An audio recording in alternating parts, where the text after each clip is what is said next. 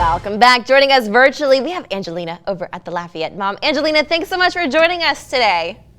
Thank you for having me. Of course. So we're talking about the Shoebox floats. I just love this craft, and you have two to show off. Go ahead and tell us about the process in making one of these. Yeah, so a shoebox float is a great way to get the kids involved in an activity at home. I know weather has been really up and down lately, and we've got some cold fronts coming in. So this is a great thing for you to do if it's rainy or super cold or you just don't want to parade. So all you need to start is a shoebox. So you can see this. I'm going to flip it upside down. You can see this is just a regular shoebox.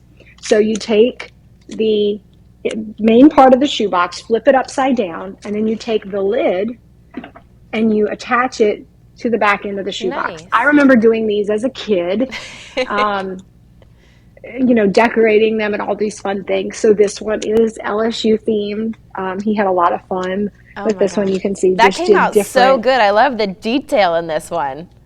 Yeah, and all this stuff, I mean, obviously we all have beads lying around this time of year. So these were just hot glued onto the side of the float.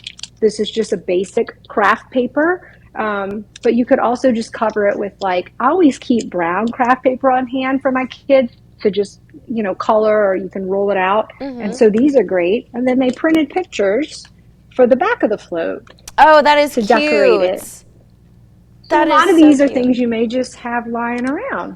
I love that. And there was another one that you showed me too, and you said that this one was actually based off a book.